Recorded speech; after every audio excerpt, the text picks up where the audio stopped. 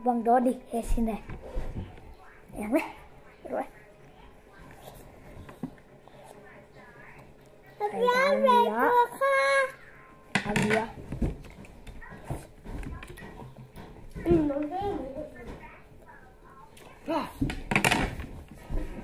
Anh muốn làm nó. Sử dụng số.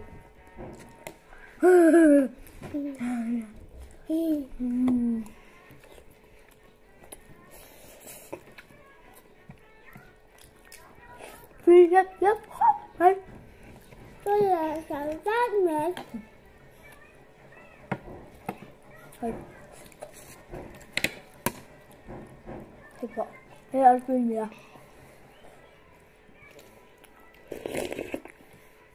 Thế bây Bekang ăn đi.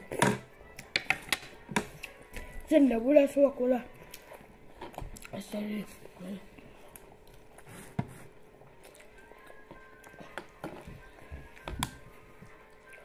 Ama baru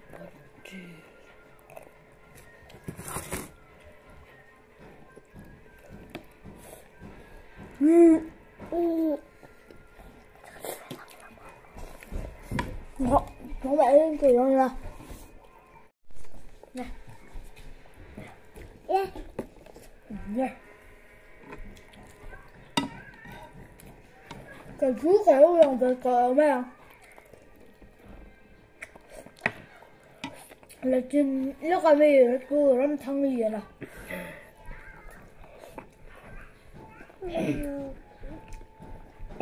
cái là bên rồi bây giờ cái mukbang quý bé thì à chào ạ bùi à đi à chú ba chú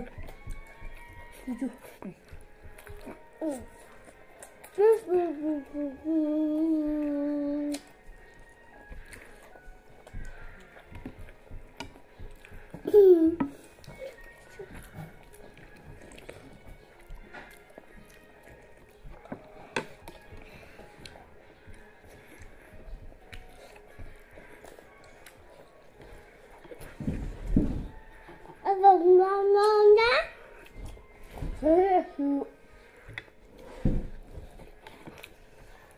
Kan saya lihat tak? Cantik pun apel tak? trong hoa sẽ thế Đó, trong hoa đâu ra? không phải Sẽ thấy rất là.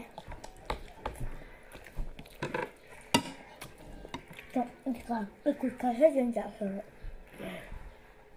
Cột bật thì mình thấy đâu, trên tiền rồi. chắc đâu là cái gì